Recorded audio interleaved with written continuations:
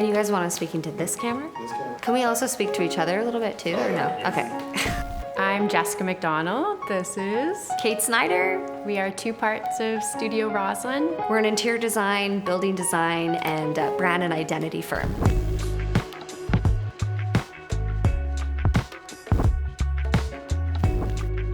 One of our key pillars we always talk about with our process is having a muse and personality behind a project, and this project was definitely an example where the client was the muse. She has such a strong sense of her own personal fashion, tastes, design sensibilities. She was getting a little bit stuck in terms of like, I'm not comfortable speaking interior design or architecture. I don't know the first thing about this and really want to hand this off to you. And I was like, Sarah, you have unbelievable taste in fashion. Can you tell me what resonates with you? And I saw her like body demeanor change and her mood change, and she just got so excited, and she wanted it to be a bit dramatic, comfortable, and hyper functional. It's quite a small space. It's 400 square feet.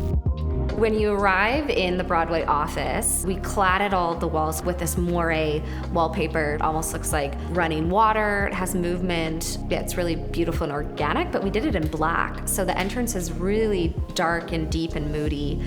After moving through the dark hallway, you enter into the lounge library space. We did a custom sofa with our own fabric that we chose, which gives a bit of lightness. It's kind of one of the only things in the space that is a bit of a lighter palette, but it has some texture to the fabric, which gives it a bit of depth. And then it was custom made to that space. One of the design principles for this space and project was kind of mixing two different design influences that spoke to the client, so Art Deco and 90s. The building itself, like the architecture and the site itself, is a 90s Art Deco building, which is kind of funny. Our team gravitated towards that as a starting point with some of the details and color palette.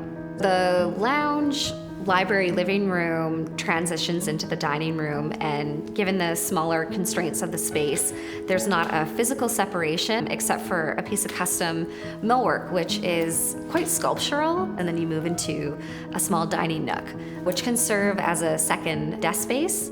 We did a custom lock and mortise table in there, again, going to that custom route if you're working within a small space. Yeah, having things off furniture the that shelf. feels like it's properly scaled for your space also really helps to have everything feeling like really resolved and finished. One of the biggest things we had to figure out and overcome was the size of the space. So fitting in almost like a full-size kitchen, we paused a lot on what this kitchen should be and ended up going with this beautiful blue meets lilac color. This is where we really played with like juxtaposed materials. Yes. So there's this really veiny black and white granite mixed with this lilac blue lacquered cabinet fronts. We did something kind of funky with upper cabinets where we had a stepping out of the depth of the cabinet to maximize your storage.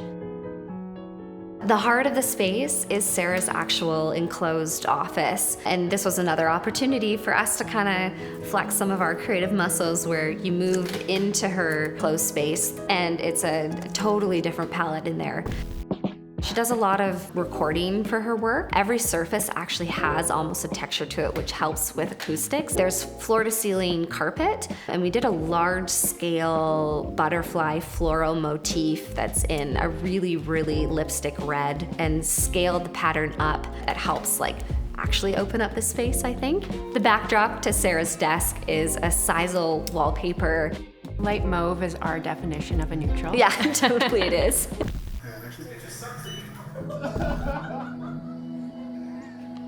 By not actually having any parameters. So many people live in smaller spaces, and often the thinking is, okay, I'm in a small space, I need to paint every wall white and have it feel like bright and airy, and that therefore it'll feel bigger. And we could not disagree with that idea more.